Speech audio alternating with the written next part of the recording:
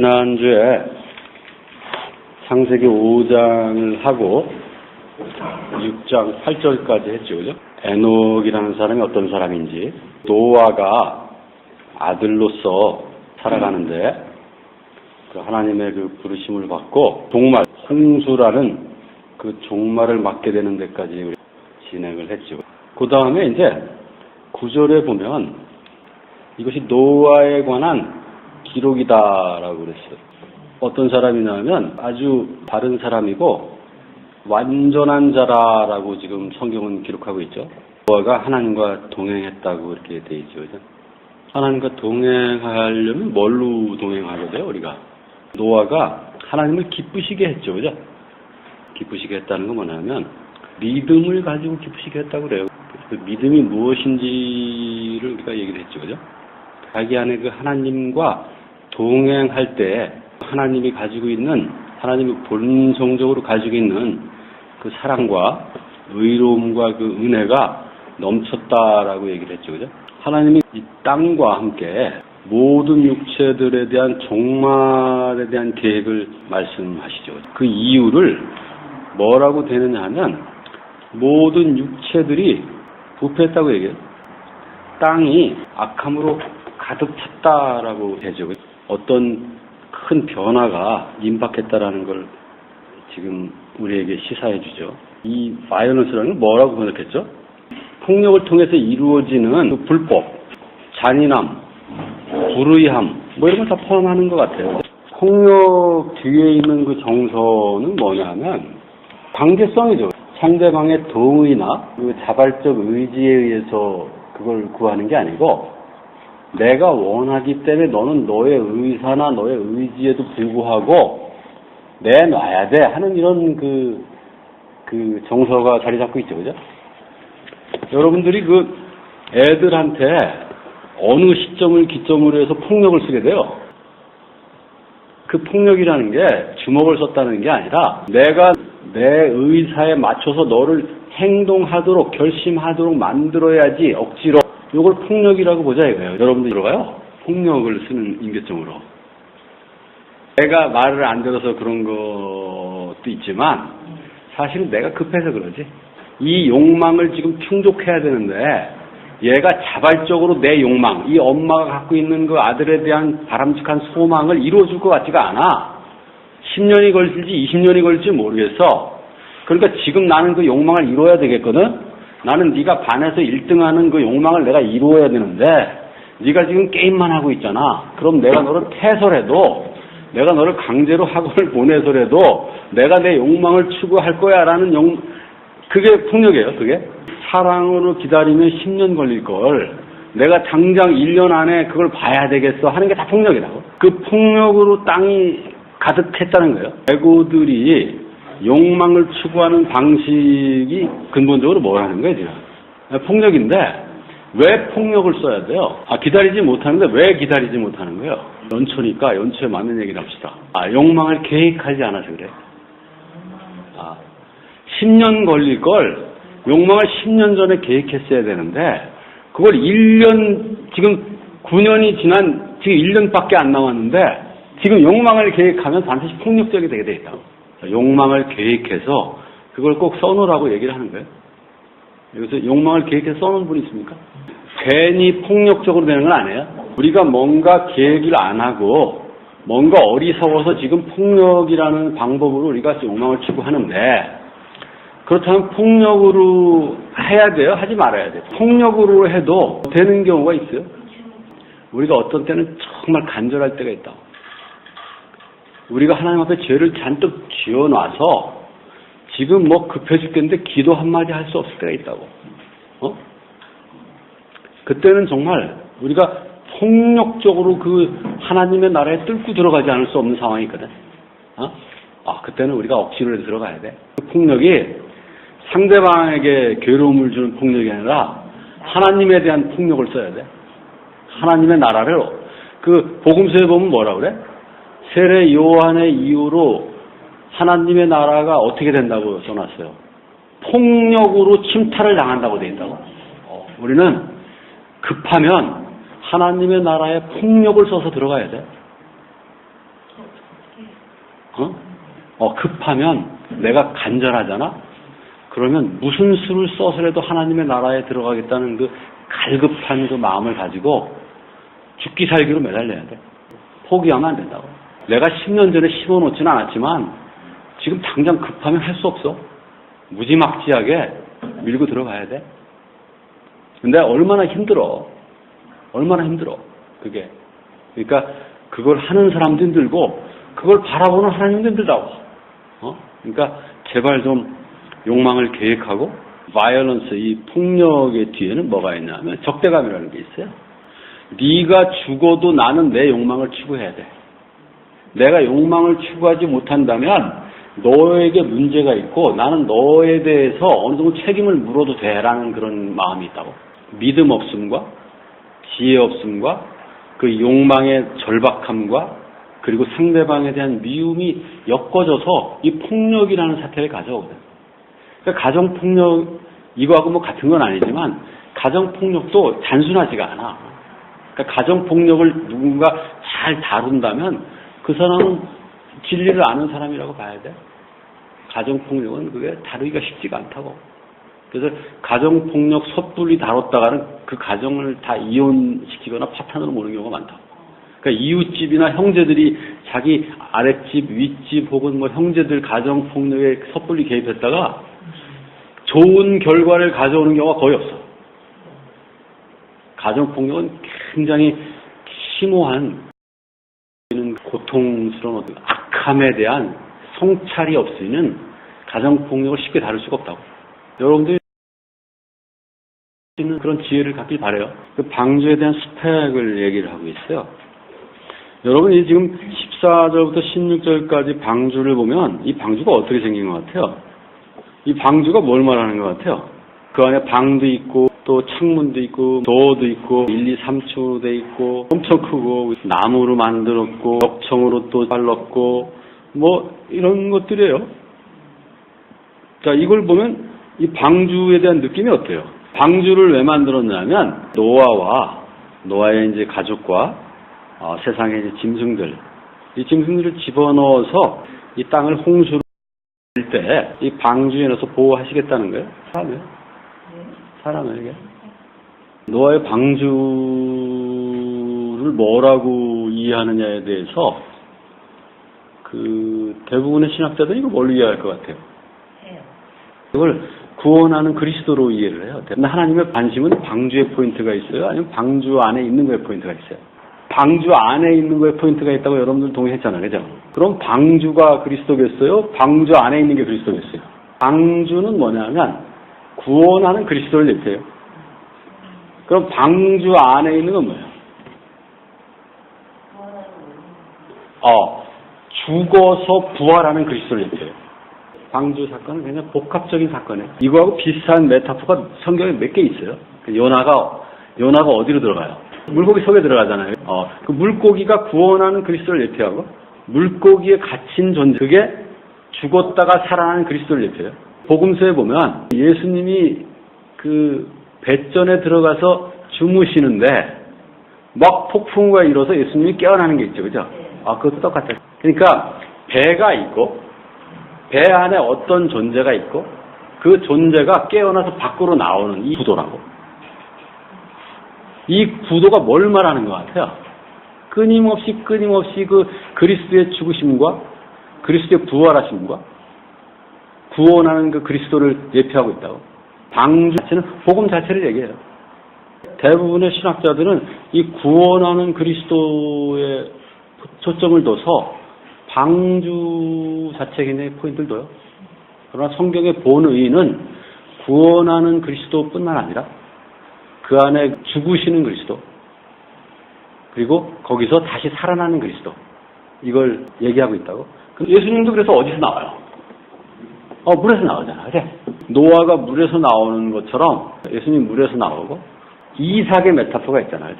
이삭이 모리아 산에서 죽어서 살아나잖아. 하나님이 능히 살리실 줄 알고 제물로 바쳐서 죽은 자를 다 돌려받았다라고 이해한다고. 여러분이 죽었다 살아난 거 아니에요? 그죠?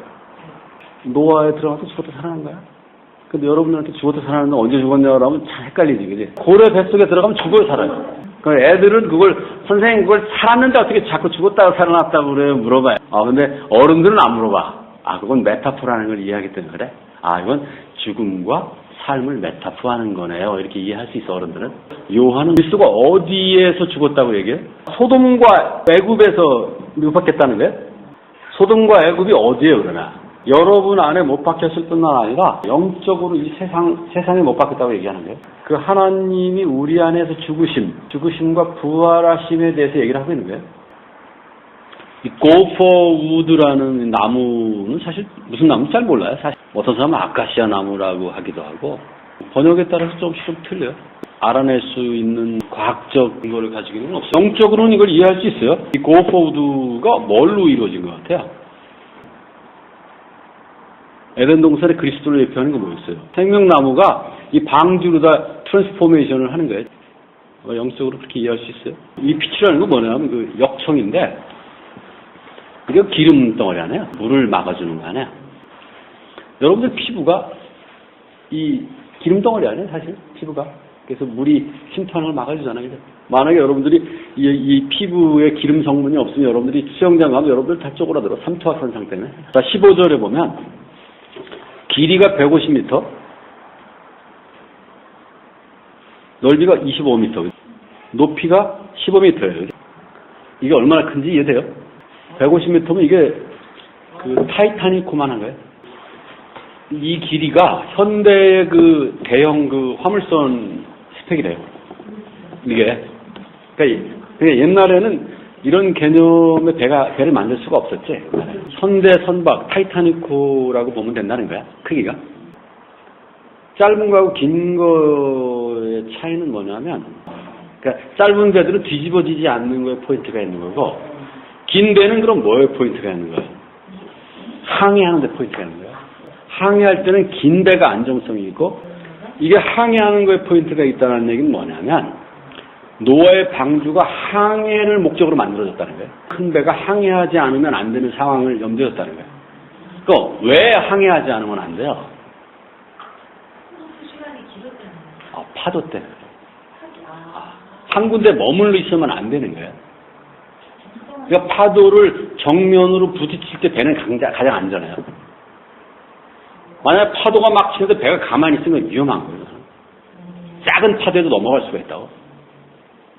그러니까 배는 항상 파도를 정면으로 부딪힐 때 배는 항상 가장 안전한 거예요. 노아의 방주는 장거리 항해를 하도록 만들어진 배예요. 현대 조선공학의 입장에서 이해를 하는 거예요. 그러니까 지금 이 홍수에 대한 이 기사를 보면 기사가 너무 구체적이에요. 기사가. 그러니까 누군가 보고 우리 기자들이 어떤 사건을 보고 기록한 거에 못지않다 모세가 이걸 보고 그냥 있는 그대로 해서 기록을 한 거야. 을 만들고 도를 만들죠. 3층으로 만들죠. 그죠? 성경은 끊임없이 뭐라고 얘기했냐면 너희가 하나님의 성전이라는 걸 네가 모르겠느냐? 너희가 성령이 거하는 성전이라는 걸 모르겠느냐? 네 안에 하나님이 계셔. 이 얘기를 끊임없이 복음을 얘기하고 있어요. 복음의 그 진리를 잊어버리지 않는 사람이라면 이건 당연한 거예요. 어쩌면 3이라는 숫자는 그 하나님의 그 예비하신 그 그리스도의 그 구원의 완벽성을 얘기해요. 완벽성. 조금도 부족함이 없는 그 구원의 완벽성을 얘기한다고 봐야 돼. 물을 땅에다 내리겠다는 거거든요. 사실 이게 원래 물과 땅은 뭘로 돼 있었어요? 한 개로 돼 있었죠. 한 개로 돼 있다가 땅이 물에서 갈라져 나오잖아요. 그 궁창을 두고 하늘의 물과 땅의 물을 가르고 아랫물에서 땅을 다시 가르잖아요. 이제 다시 물과 땅이 합쳐지는 거죠.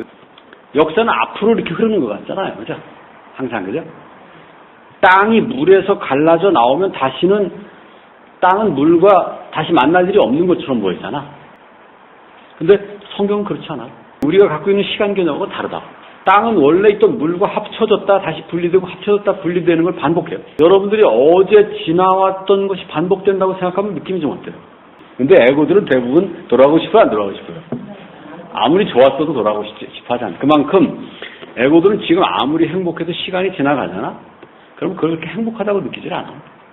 돌아가라고 하면 왠지 좀 돌아가고 싶지 않은 느낌이 든다. 애국들은 끊임없이 과거를 반복한다는 거 알아요? 과거를 반복한다는 생각을 갖지 않으면서 과거를 끊임없이 반복해요. 그럼 과거로 하면 돌아가려고 하면 안 돌아가. 근데 자기가 선택해서 자진해서 돌아가. 그리스도로 거듭난 사람은 돌아가지 않아. 근데 그리스도로 거듭난 자도 간다고. 왜 돌아가는 거예요? 구원을 위해서 돌아가는 거예요. 거기 아직 남아있는 존재들의 구원을 위해서 돌아가는 거예요. 그래서 끊임없이 그리스도는 다시 이 시간과 공간 속으로 돌아온다고. 구원을 위해서 돌아오는 거예요. 여러분들도 다시 그렇게 이 세상 속으로 들어가게 돼 있다고. 여러분들이 그리스도로 거듭나면 반드시 이 시간과 이 공간, 이 세상 속으로 돌아가게 돼 있어요. 가서 거기 있는 형제들에게 손을 내밀게 돼 있다고. 거기 있는 형제들에게 진리를 전하게 돼 있다고. 선생님 저 이제 그리스도로 살아가게 돼서 너무 행복해요 하고 바로 머리 깎고 절로 들어가는 사람은 없어. 절대로 그렇게 되지 않는다. 그러니까 그 사람이 그리스도로 거듭났는지 안 거듭났는지를 그 사람이 지금 어디 있는지를 보면 알아. 문 걸어 잠그고 집에서 행복하면 그리스도는 아니라고. 반드시 그리스도는 자기가 원래 있던 그 지옥 속으로 돌아가게 돼 있다고. 그래서 베드로는 그리스도가 부활해서 지옥에 가서 형제들에게 복음을 전했다고 얘기를 해요. 반드시 그리스도, 부활하신 그리스도는 지옥에 나타나게 돼 있어요. 왜냐하면 여기가 지옥이니까. 여기에 와서 다시 그 복음을 전하게 돼 있다고. 누구만 돌아오는 거예요? 그리스도만 돌아오는 거예요.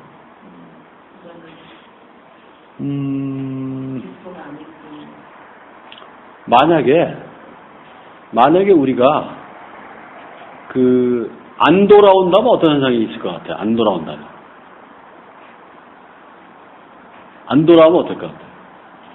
우리가 만약에 그 그리스도로 거듭나서 우리가 만약에 우리 가족끼리만 그러니까 이 지옥에 있는 그 목말라하는 존재는 저기 있고 우리는 여기서 우리 가족끼리만 재미있고 그죠?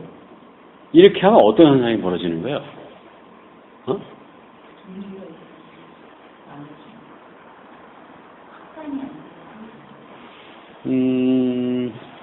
그렇게 되면 하나님의 창조는 실패하는 거죠. 그죠?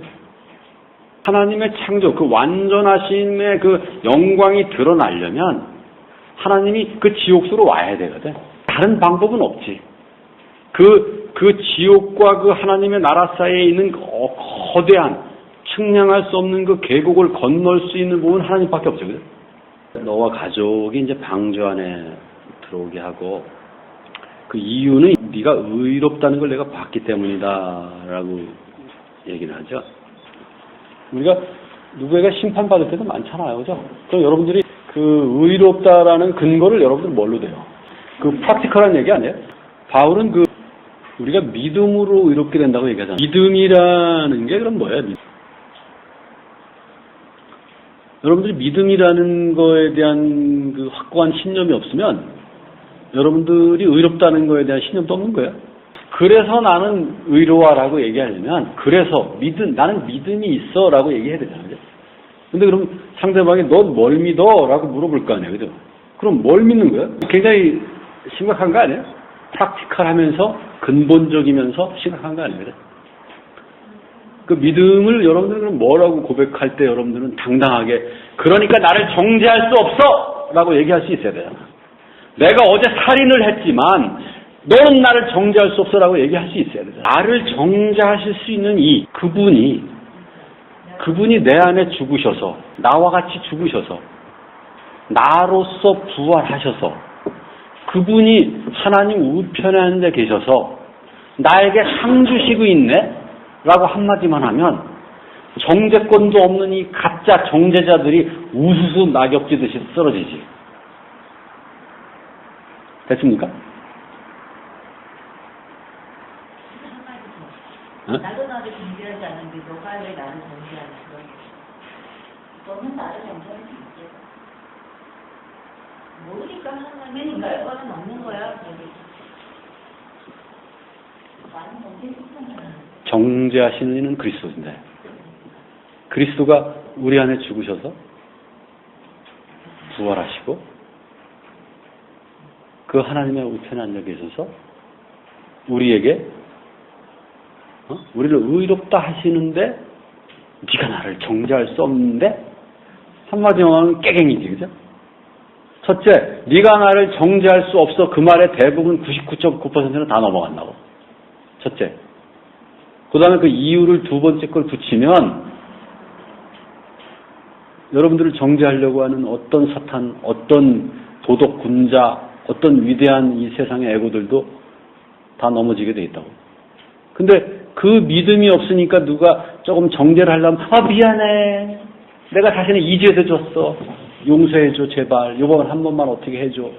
라고 그 가짜 정죄자, 정죄권도 없는 사람한테 뇌물 바치고 가서 예배 드리고 가서 생쇼하고 그렇게 하는 거 아니에요. 그죠? 여러분들이 그렇게 살지 않았나요? 레위기 11장에 보면 이 더러운 짐승과 깨끗한 짐승을 거기 다 적어놨어요. 근데 그게 왜 더럽고 왜 깨끗하냐에 대해서는 잘 모르겠어. 근데 나는 그렇게 이해해요. 뭐냐면 몇 가지 문화적인 혹은 과학적인 이유가 있다. 첫째, 과학자들이 검증해 본 바에 의하면 대체로 레위기의 규정들대로 하면 건강에 문제를 일으키지 않는 음식들, 그것들은 대부분 깨끗한 짐승이에요. 혹은 문화적인 이유도 있어요. 그 짐승을 먹었을 때 먹은 것보다 훨씬 더 많은 걸 토해내야 될 상황에 있었을 때는 문화적으로 그 짐승을 먹지 말라고 금기했을 가능성이 있다. 예를 들면 이웃집 애완용 강아지라든가, 그죠? 예를 들면, 그러니까 고대의 입장에서도 고대에도 그런 개념의 그 동물들이 있었을 거라고 봐요. 그러니까 어떤 동물들은 옆 동네에서 굉장히 좋아하는 동물이 있을 수 있다고. 예를 들면 우리는 개를 식용으로 했지만 미국 사람들이나 유럽 사람들은 개를 식용으로 하는 게 아니라 애완용으로 하잖아요. 그죠? 그럼 우리가 여러분들한테 뭐라고 얘기해야 되냐면 혹시 개를 식용으로 해도 되긴 되는데 혹시 옆 동네 너희들 친구가 상처를 받을지 모르니까 개는 먹지 마. 이렇게 얘기할 수 있잖아요. 그죠? 그냥 두 가지 관점에서 그걸 이해를 해요. 하나는 위생적인 관점, 건강이라는 관점. 또 한 가지는 문화적인 관점에서의 금기가 있었을 거라고 봐요. 어떤 음식은 유대인들은 안 먹지만 그 똑같은 음식을 어떤 사람들은 먹고 유대인들은 먹지만 다른 사람들은 금기하는 음식이 다 달라요. 그거는 뭐하고 관련이 있냐면 그 나라의 어떤 기후적인 거하고 관련이 있는 것 같아요. 돼지 같은 거는 이 더운 지방에서는 먹으면 안 되지만 추운 지방에서는 돼지만큼 좋은 게 없지. 성경을 우리가 읽을 때 이런 거하고 그 진리를 얘기하는 거는 팍팍 구분을 해줘야 돼요. 진리만 테이크하고 이런 건 그냥 과감하게 그래서 그걸 적어놨구나라고 이해하면 돼요. 찌개 먹는데 나는 돼지고기 안 넣어야 먹겠다 하면 근데 말리진 않아요. 근데 그 부자유함에 대해서 우리까지 거기 엮여 들어갈 필요는 없다고 보는 거야. 그 사람들이 그걸 구태여 그렇게 하겠다면 말리진 않지. 우리가 창세기부터 하루를 시작하면 안 되고 우리는 어디서부터 시작해야 된다고 했어요, 항상? 마태복음부터 시작을 해야 된다고 얘기하잖아요. 그죠? 그러니까 여러분 눈 뜨면 시간이 어디에 딱 맞춰져 있으냐면 마태복음에 딱 맞춰져 있어요. 그러니까 그리스도가 여러분 안에서 나온 그 시점부터 이제 커가는 거기부터 시작해야 된다고. 그러니까 마태복음 1장도 아니고 대충 사역하기 전에 최소한 사역하는 거기서부터 시작하라는 걸 내가 원하지만 설사 그게 안 된다 그래도 마태복음 1장부터는 시작을 해라. 제발 좀 새해부터는. 맨날 창세기로 올라가가지고 말이야. 거기서부터 시작하면 그 쓸데없는 짓 하는 거라고. 우리가 창세기를 공부하는 것도 여러분들을 창세기를 끌고 가려고 하는 게 아니라고. 여러분들이 틈만 나오면 자꾸 구약으로 돌아가고 창세기로 돌아가니까 이제 여기는 다시 오지 마. 그 목적을 가지고 우리가 이 창세기를 공부하는 거라고. 자, 오늘 여기까지 하고 다음 주에 4절부터 합시다.